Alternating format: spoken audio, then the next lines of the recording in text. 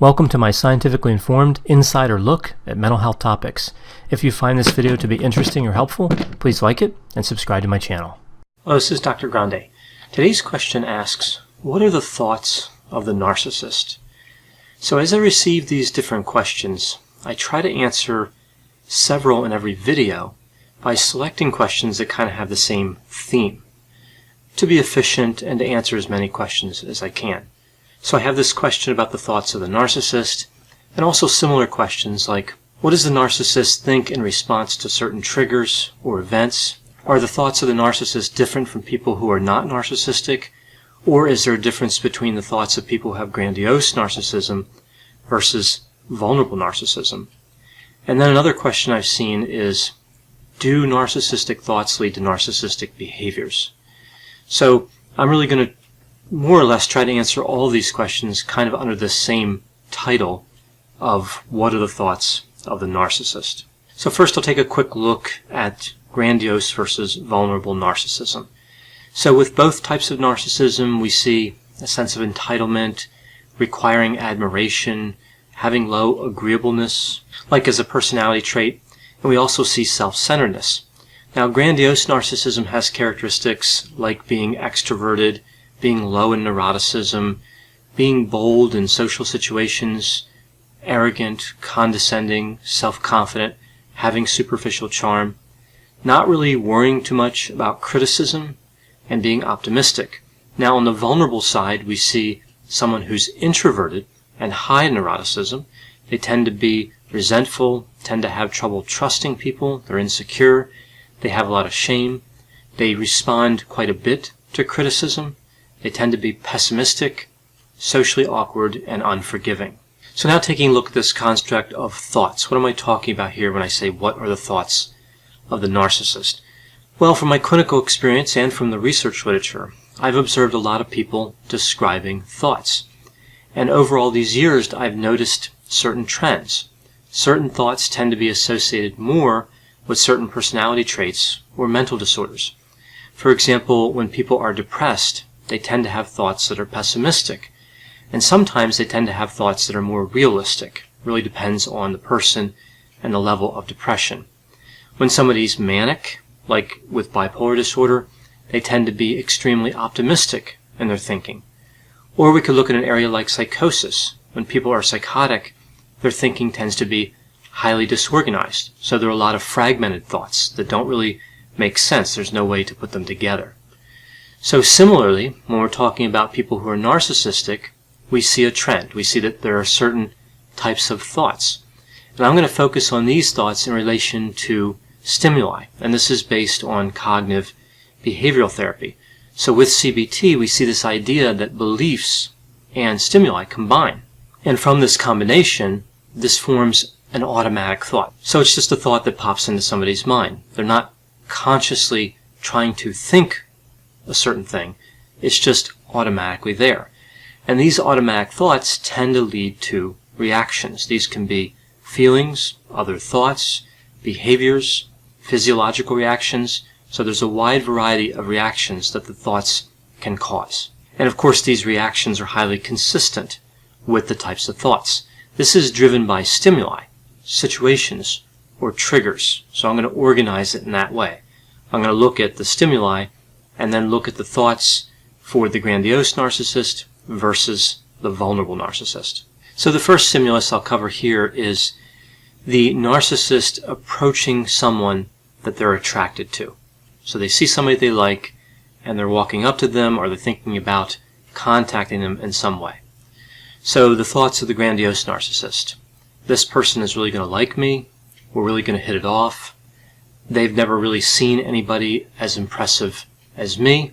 And just overall, like, this is going to go well. That's the thinking behind this. This is going to end well. With the vulnerable narcissist, they might think something like, if they don't like me, there's something wrong with them. I deserve for them to like me. The other people that they have liked are losers, and I'm not a loser. So the difference here is really confidence and being open to the possibility of being rejected, right? Which really kind of speaks back to the nature of grandiose versus vulnerable. Somebody with vulnerable narcissism is open to seeing this idea that their narcissism might not be justified. Their grandiose sense of self may not be logical.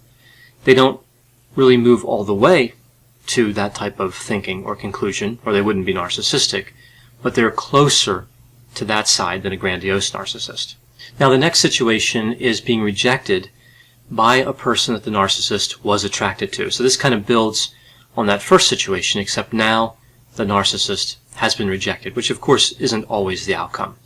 Now, the reactions here in terms of thinking are similar to what we would see in terms of criticism, if the situation were just generally a criticism. So the grandiose narcissist might think, this person has terrible judgment. I'm glad they rejected me because I really didn't want to be with them anyway. No worries, I'll find somebody better.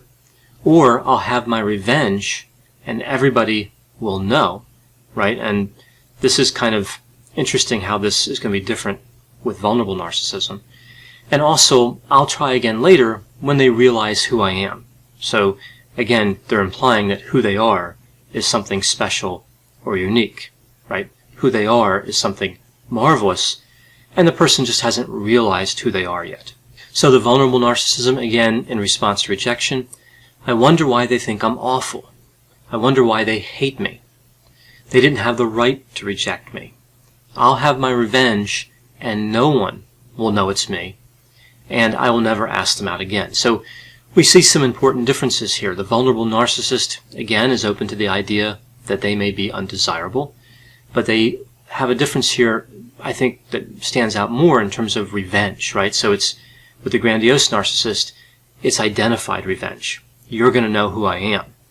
With the vulnerable narcissist, it's more of a sneaky revenge. And this is why I think the grandiose narcissist tends to get in trouble more around this area in work settings, right? So traditionally in work settings, if somebody wants to ask somebody else out, if they want to express a romantic interest, it's generally permitted as long as when that person's rejected, they leave it alone, right? So someone goes up to somebody else, a colleague where there's no power differential, and they say, hey, do you want to go out? Want to go see a movie or out to dinner? And that person says no, and that person who asks just walks away, right? That's usually not considered really out of the social norm, outside the social norm. So the grandiose narcissist really can't leave it alone, though. So they come back. They come back and keep asking, or they try to make that colleague's life miserable, right? That's the revenge part. So again, this is why they tend to get in trouble. They don't leave it alone when they're rejected. The vulnerable narcissist generally does. They don't keep asking, but they still want revenge. And again, the revenge is sneaky. So it has components like gossip, talking behind somebody's back, rumors, stealing or hiding important documents, tools, or other property. So really trying to get the person who rejected them in trouble. For the grandiose narcissist, they want you to know it was them. They want you to know that they are trying to get revenge on you. That's the priority. The vulnerable narcissist simply wants you to suffer. They really don't care if you know it's them or not. Now, of course, I think the vulnerable narcissist, if they could have it all, they would want you to know it's them. But their tactic is different. They feel they can be more effective at causing the suffering by hiding, so that's what they do. So the next situation is a long-term relationship with a narcissist where the partner starts to resist the narcissist's manipulation efforts. So they start to resist the gaslighting and the other attempts at manipulation. So when this happens, we look at the thinking of the grandiose narcissist. We see things like, my partner's changed for the worse. They're not the same person that I married or became partnered with in whatever way. They must not realize how lucky they are. That's why they're kind of pushing back against me. I can't believe my partner is so arrogant as to challenge me. The vulnerable narcissist has a different take on it. They're planning on leaving me. They think that they found somebody better than me. They hate me, which again is kind of a common thought with the vulnerable narcissist. And they never loved me in the first place. So a much different reaction in response to somebody resisting manipulation and control. The next situation, the narcissist is contemplating having an affair. We know this is common for both grandiose and vulnerable narcissists, but of course it's much more common for the grandiose narcissist because of the high extroversion. So the grandiose narcissist might think, I deserve to be happy and my partner is not good enough. This new person will make me happy. This new person is more at my level. My partner is really still lucky that I'm even hanging around, affair or not. My partner will get over it, and I can understand why my partner is upset, but they could have avoided this if they remained more attractive and they did more for me, if they helped me more. Now moving over to the vulnerable narcissist. This new person, this is the person that they want to have an affair with, this new person understands me. This new person will support me. They will take care of me. I hope my partner now feels the pain that they have put me through. I hope my partner now realizes all the mistakes they've made in this relationship. I hope my partner now realizes how my partner did not value me enough, didn't understand my greatness. And I can understand that my partner is upset, so this part is similar to the grandiose narcissist. But they had this coming for the way that they've treated me. So really, again, much different expressions of narcissism, right? The thoughts are different from grandiose to vulnerable, even though, of course, they're both narcissistic. The last situation I'll cover here is the narcissist becomes recognized for something important, or they achieve something important. So I'm going to use the example here of a promotion in a work setting. The grandiose narcissist. I can't believe this took so long. I was ready for this years ago. Or, this is no surprise. I fully expected to be promoted. Another thought would be, now I have the power to make those who doubted me pay, and they're going to know it's me. So again, consistent with what we see in terms of revenge. Another thought, who can I tell about my success? And how can I move to the next level? So they're already thinking about how they can be promoted again. The vulnerable narcissist. This is great, but it may only be temporary. If people think I'm happy with this accomplishment, they really don't understand how great I am. I wonder how I can get the word out about my success without saying anything myself. How can I protect this accomplishment and not lose this promotion? So the difference, of course, would be with the vulnerable narcissist, you see pessimism and a protective versus confident approach to that promotion. So protecting their gains and not looking for more gains right away.